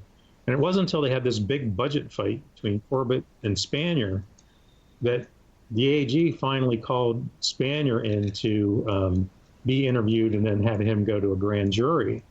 And so, when Corbett passed this budget that cut Penn State's budget, that's when the president stood up and said, we can't do this. This is draconian. The public got behind Spanier. Corbett's favorability ratings went into the toilet, and he was just a new governor. So, and he's got like a massive ego. So he's just, upset at Spanier like you couldn't believe. And I think, this really points to a vendetta. And if you look at the history of these prosecutions in the state of Pennsylvania, like Computergate and Bonusgate, they're all politically motivated. They're taking out political rivals, and even the current attorney general, she lost her law license and is facing a perjury charge. It's kind of bogus, because she was trying to figure out what was going on with all these corrupt prosecutors and judges. So you got a corrupt mess in Pennsylvania. That's all I can say. The system just, if I said that if you had to ever go to a grand jury in Pennsylvania to testify, if they ask you your name, take the fifth. Gotcha. Okay, because if you make one mistake, you're gonna get nailed with perjury. Yeah, the way you're describing things, I would agree with you. But back to this porn exchange going on between all these investigators. What kind of porn was it? Do we have any kind of idea what kind of porn it was? Well, there was some, it was adult stuff. There was nothing that really would have been considered child porn. A lot of racist jokes. There was porn involved, There are a couple of photographs that I saw in the filings of, nude women, and a lot of derogatory stuff toward women and minorities and gays, and so it's just totally inappropriate stuff. And like the lead investigator, Randy Feathers, I think he got something like, he received like 400 of these porn emails, and he forwarded like 39 of them or something like that. All the while when they're supposed to be investigating the Sandusky case. So, it just really is terrible that these guys who then claim that they've done this full investigation, which they haven't, and you can read my report of their investigation. I wrote mine 1 year before the official investigation done by Jeffrey Moulton came out, and his findings were a carbon copy of mine, only he didn't go into the level of detail I did on how badly the police failed to follow leads in the Sandusky investigation. I understand. Well, I went online and I looked up, so there was 8 victims that testified at the trial. 4 of them had criminal records, or, they were in the system. And then these guys had their names, and it took them forever to find them. I'm going like, come on, you're cops. What's the first thing you do? Check their driver's license. Check to see if they have criminal records. Boom. And they couldn't find these kids. It's ridiculous. Yeah, it sounds like they didn't make any effort at all. No, it's almost as bad as Penn State paying out $93 million without vetting the claims. So now, I was reading something on Wikipedia that is it possible that there could still be some new charges in this, or the stuff about child pornography being exchanged? The U.S. Postal Inspector is looking into it. Anything with that? I think there could be charges down the road.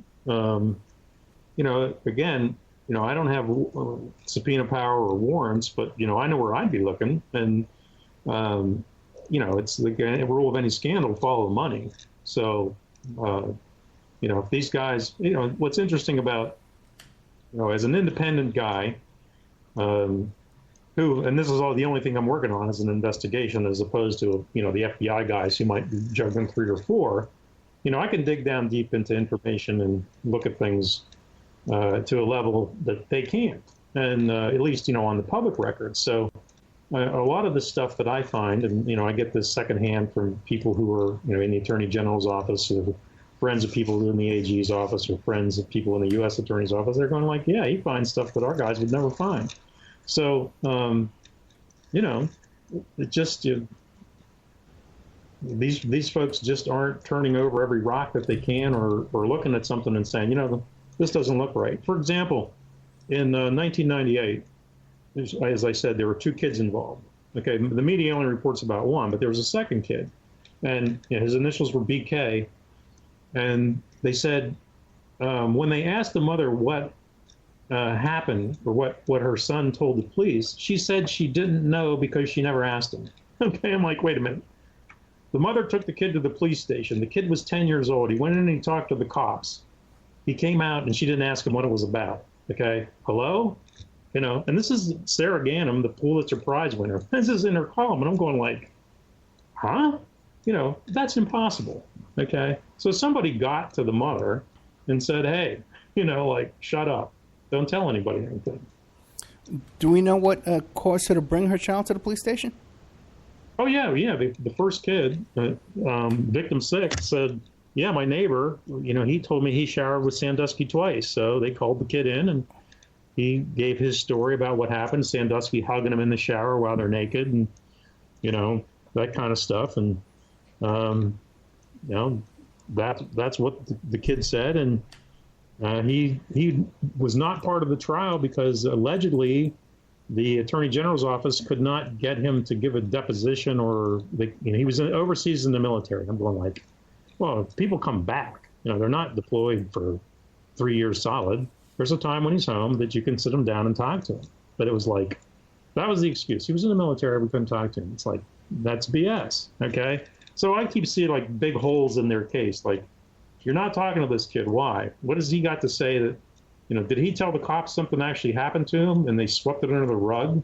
Where's his interview? Where's the transcript of that kid's interview? I want to read that. Because, apparently I believe that he probably told him something more went on. or mention more names of other kids, you know?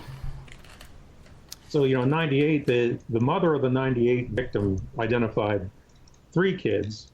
They talked to another kid. He identified another kid. So in one fell swoop in early 2011, they picked up 5 names in a matter of 2 months. And it took them months and months and months to find these kids. So, it was like total foot dragging on this. Yeah. Now, the thing about the child porn, there was child porn on Sandusky's computer, correct? No. No, there wasn't? No. Okay. I thought he was not able to even use a computer until he was under house arrest. Okay. He didn't learn how to do it. I mean, there's no emails from him at Penn State. There were no emails between him and victims. And he was an old school kind of a, child molester, if you want to say, where his MO was he used sports and working out, and, he had the second mile. I mean, he had a smorgasbord of kids at the second mile. He didn't need to go to an internet chat room to find a kid. All he had to do was call one up, and they gladly would come there. So, no, he didn't use pornography to groom his victims. Now, when you're saying you're looking to this and you see donors to the second mile, the people you suspect might be also involved, do any of them have any other new arrests or convictions or any kind of cases going on? Not that I'm aware of, no. Okay, so there's nothing there that's been coming up. The interesting thing is one of the gentlemen that was pictured in his book, he went to a college, a high school called Girard College High School in Philadelphia, an all-boys school, okay? And there were many sex scandals at that school between the students. And one person who was a Philadelphia newspaper reporter said he went to Girard, and he said he had more sex at Girard as a 13-year-old boy than he did in 4 years of college. Yeah, that's another really disturbing aspect, that these things are going on out there, So this guy who was a Sandusky donor, he was an honorary director of their charity. He had given a lot of money to the Second Mile. I don't have the figures in front of me, but let's say he'd probably given at least $75,000 to $100,000 to the charity, either personally or through his business. He put Sandusky on the board of his company in Philadelphia. Okay, so Sandusky was on the board of this gent's company, and Sandusky was, believe it or not, everybody says Jerry Sandusky, not a smart guy, big goofball. He was on their financial audit and executive compensation committee. Okay, do you think you might know something about money? Like the one kid said, he was showing me stocks. Okay, so here's Jerry, dumb old Jerry, as everybody thinks, but the guy was a lot smarter than anybody ever thought he was. Do we know what his assets were?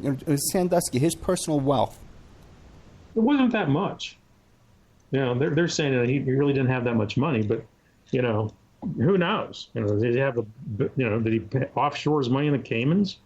And there are unconfirmed reports that there was a plane going to the Caymans quite a bit from State College, Pennsylvania. Oh, really? Yeah. There are some local businessmen involved with the charity, okay, that are, you could call them notorious. And, these guys, were big players in the town. They, threw these big bashes. The kids, Sandusky brought his kids out to this guy's mansion for parties. There's another gent. This guy's name is Bruce Heim. He's the guy, he owned the plane, okay, allegedly, that flew to the Caymans. He was another person on the board, Lance Shaner, who's the head of the Pennsylvania Republican, or his big wheel in the Pennsylvania Republican Party. The headquarters of the Republican Party in Harrisburg is named after Shaner. He co-owned the plane with Heim, and he was on the board of directors of Second Mile, okay? So Shaner is an interesting character, too, because Shaner was involved with this charity called the Hole in the Wall Gang up in Connecticut, and it's had sex scandals. So, you start looking at these, bits and pieces of information around here saying, like, is this really going on? Is this a bigger network of people and, sickos that are out there?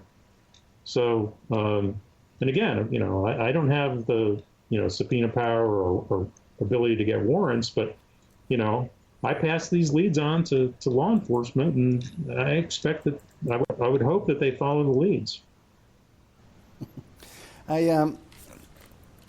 The assets from Second Mile, okay? Now, obviously, it was dissolved somehow, right? Where did all the assets of that charity go to? Well, when the scandal hit, they had about $9 million in assets. A lot of it went to legal fees. They did continue operations, but like I said, for the most part, legal fees. Even though they paid they were going to build this Taj Mahal they called it the Center for Excellence.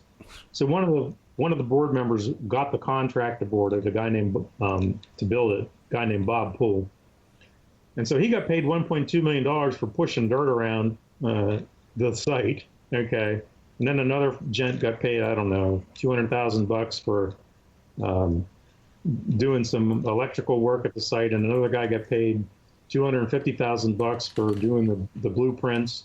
So, between legal fees and dumping money to here and there, they pretty much got it down to maybe, $1 million or a small amount of money when the charity was finally dissolved. Okay, do you know anything about some assets from Sandusky going to another foundation called Arrowhead? Oh, Arrow Foundation. Yeah, when the Arrow Ministries was the selected charity to take over the Second Mile's programs. And so they did transfer some assets. I want to say it's not more than $1 million, if $1 million, to Arrow to maintain some of the programs. A pretty shady charity. Another friend of mine named John Yonchuk has looked into the charity. What's interesting is one of the programs that they maintained was this thing called the Friend Fitness Program. And this is where one-on-one adults were paired with a child to go work out. And this is one of the programs Sandusky used to get the kids into the showers. Yes. And that's one of the ones they kept. So, a very high-risk program that no charity should ever condone. And yet this is the one that's being transferred to Arrow among a couple other ones. Yeah, someone here has an article that says it was $2.6 million went to Arrow from Sandusky, and that Neil Bush's wife is on the board of directors for this Arrow place. Oh, okay. I didn't know that. Yeah, but I haven't looked into Arrow as much. I got all this other stuff going on, so I haven't been able to follow Arrow. No, I hear you, and it just seems like it never ends. Everywhere we turn, there's another thing going on. You open one door and another one opens, so, yeah. Now, these characters you were talking about flying down to the Caymans, and you said that they were nefarious type characters. Were they like drug dealer types or mafia types? Give me an idea. What you have is these kind of, they're business developers, real estate developers. I mean, the Second Mile charity was full of real estate developers and business people. There was one or two people on the board that had any clue about running the children's charity. Most of them were just all fundraisers, or guys that did except real estate. And so essentially this guy Bruce Heim, he owns all these apartment buildings. He runs a major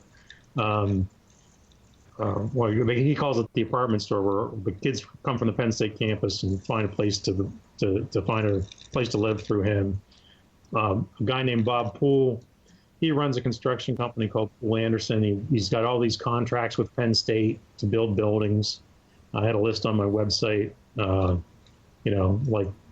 millions and millions of dollars worth of contracts. So this is where you get into the nexus between Penn State and Second Mile, where they have all these business arrangements with these board members of the Second Mile. The board members of Second Mile happen to be distinguished alumni of Penn State because they've donated all this money.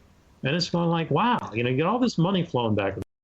And yet, none of these people over here are who are with the charity have gotten anything against them. And it's all falling on Penn State. Why is that? And so... Gotcha. Okay, now that's starting to make sense. Okay, yeah. Because if I'm running an operation where I got little kids and I'm handing them over to people, now you can blackmail. You either that they're going along with you because they know you could blackmail them, or you're outright blackmailing them. Because you got pictures of them with little kids. They give you if you feature all these contracts. Now you start getting all these building contracts all over the place. Now the crap hits the fan. It's not coming out of my pocket because we can take it out of Penn State. Mm-hmm. Am I onto something? Yeah, because actually in the settlements, they said Penn State wrote a provision in the settlements that the claimants couldn't turn around and sue the Second Mile. Okay. Now, what's interesting is the guy who ran the settlements, who's now the head of the board of trustees at Penn State, a man named Ira Lubert, who's a real estate developer from Philadelphia. Real estate, here we go again. He was formerly a member of the board of the southeast region of the Second Mile. Okay, so if the Second Mile doesn't have money, and these people start filing claims against Second Mile, who are they going to go after? Then the directors would be on the hook to pay some of these things if there's not insurance coverage. So, you're looking like these guys are covering themselves, and they're covering their buddies because charity's got $9 million. These kids, hundreds of victims could come forward soon for millions of dollars. And so these big donors to Penn State are being protected. Okay. And there's another donor, a member of the Second Mile board, a man named Rick Struthers, who was the head of MBNA. He cut a $30 million deal for the MBNA credit card, the official credit card of the Penn State Alumni Association. All right. And he's on this board. One of the kids said in the Sandusky filings that he was a guest in this Struthers guy's booth at a football game. Okay. Struthers is connected to Louis Freeh because Freeh was hired as a legal counsel for, I believe, it was either Bank of America or MBNA when Struthers was there. So it's a web. Okay. You're looking at it and you're going like, how can anybody keep all this stuff straight? There's, why would you hire Freeh? If he's got a connection to this guy at Second Mile, Freeh's got a connection to another person. I'm trying to remember the name right now. It escapes me. But there were conflicts of interest everywhere in this case. Okay. And you're like, wow, how, no wonder things went the way they went. There was just so much influence by this big money that we shoved it off and we said, hey, look, it's Joe Paterno over there. He did it. Okay. He's the famous guy. Media write about him. Don't look over here where the money's flowing back and forth. And that's, I've written on this many times, like the Pulitzer Prize winners at the Harrisburg Patriot News are focused on these penny ante donations of $1,000, $1,200 between some nondescript alumni associations in Erie, Pennsylvania, between Penn State, and they're ignoring the distinguished alumni who are donating $50,000 to $100,000 to the Second Mile and have all these big business deals with Penn State. So, that sums it up. There's a protection thing going on here. Oh, boy.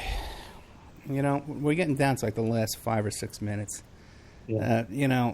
What do you want to leave us with? What do you... we can't just allow this to drop. There must be something people can do. Again, the Attorney General's reopening an investigation, or has reopened an well, let me not say reopened, because they never really investigated Second Mile to begin with. But the news just hit the other day that he's assigned 2 investigators to look into the Second Mile. When say he, now the first Deputy Attorney General, Bruce Castor, they've put 2 investigators on the case. To my knowledge, the feds were looking at this. So I think there's probably jurisdictional issues going on here where the feds would take things like tax evasion and embezzling and those types of crimes, and that would be their bin of work. The state government will look into things like child endangerment and the things that are under the Pennsylvania laws that they could prosecute. So that's where I really think this is going. Most people are like, well, how come there's no charges yet? And I'm going like, well, if this thing is as convoluted as it looks, it's just going to take a while. I mean, if you watch American Greed and you watch how those federal investigators take down guys on Wall Street that have all these connections, it takes them 5 to 7 years to make a case and make sure it's rock solid. I mean, you've got to do a lot of background. You're a forensics guy, and there's fake emails in this case, by the way. You'd really be interested in that. Yeah, I would, yeah. But anyway, to do the background work, especially when you don't have a cooperating witness on the inside, like typically like in an Enron case, you get somebody who comes from the inside of the company and spills the beans on how all the finances worked, and that's what gives the investigators the big break. Well, if that doesn't happen, then they got to do the real hard work of tracing money and going through banks and finding out where the money went. So it just takes time to do that. How do fake emails fit into this? Oh, so in the free report, there's emails that, the time date stamps are out of order. And these things were clipped and pasted together and chopped up. You can tell in a couple emails Penn State changed their system from Eudora to Outlook. Yeah. Okay. And so when you upload an email from, if you take an email out of Eudora, okay, and you bring it down into Outlook and you edit it, and then you upload it back into the original system, the HTML tags show up in the email. And you can see there's emails in the free report that have these HTML tags all through them where somebody had gone in and changed them. And you can also tell by the way that the emails are structured, there's a certain person's signature block. Whoever originated it, their signature block will be at the end. And in a lot of the cases, those don't match. So it's stuff you can see with a glance. Oh, yeah. Yeah. I mean, I consulted with a couple forensics people, and they like one guy just started laughing at me. Yeah. Like, yeah, that's a fake, you know. And so, and what's crazy is Free he didn't disclose all the emails, okay? And the Attorney General's office is providing these emails. I saw some of the information that came out of Discovery, one of the cases. And that's like, these aren't even emails. These are well, you know what? I'm sorry, Ray, the show ended early. Ray Blehar, Second Mile Sandusky scandal. You could find his website at notpsublogspot.com. But just Google Second Mile Sandusky scandal and you'll find him. Ray Blehar, thank you so much, my friend. Oh, you're welcome. Sorry about that.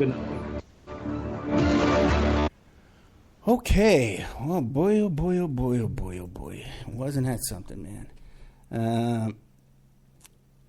All right, I guess we ended a couple of seconds earlier. I apologize to Mr. Blehar, whose website is, you could find it there if you just Google Second Mile Sandusky scandal. I want to ask him if he had anything coming up.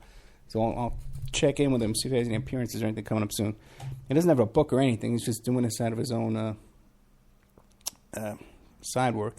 I'd be interested in hearing what department of the government he works for, though. So anyway. So there we have that. What else is going on? I'm going to do a special report after this. Everybody has to reboot. The special report will be on Spreaker and Awake Radio. The other stations I'm just going to drop. You know, I don't know if you guys want to hang out or what. If People's Internet Radio, if someone's listening and they want me to continue on there, I'll stay on there. I know Angel's not around and the other guys. But, you know, the other guys, I'll be on Spreaker so they can pick it up or not.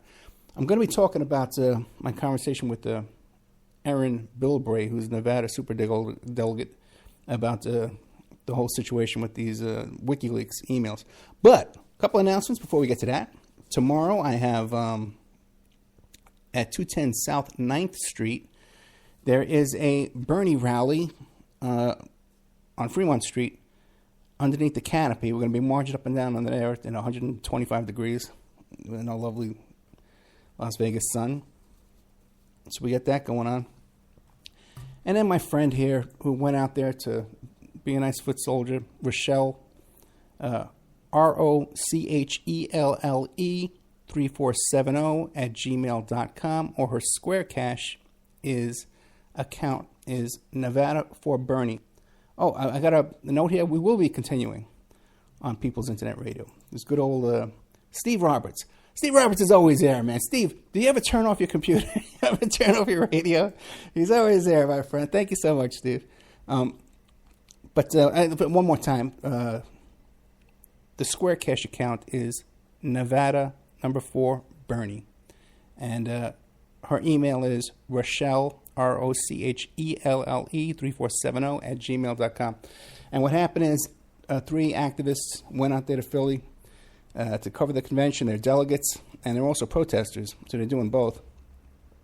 And they're going to be out there, but what happened was the person they were supposed to stay with flaked on them, and they have no place to stay. So they spent the whole night at the airport, and they got so bad. Then they took a little bit of money that they had, and they put some money for a hotel, and they used up all their money on one night in a hotel. So what they're doing now, believe it or not, is they're walking around the street with their Bernie stickers and T-shirts, hoping they'll meet a kind soul that will take them in. Hoping they'll meet another Bernie supporters. Oh, my God. So hopefully we can get some help to these people out there, okay? And then what we'll do now is let's everybody reboot, okay? If you're in Spreaker, reboot, and I'll say goodnight to, I got to say goodbye to PSN. Let me see if we can take care of this here. Say goodbye to PSN. And also, too, what was I going to say? Don't forget, American Freedom Radio is doing this thing. They want to have TV sets, put me on TV. Okay. So let's do something about that, okay, so that we don't have to look at my ugly face. But donate them some money and at AmericanFreedomRadio.com. Okay, so good night. And what I'm going to do here is I'm going to reboot here.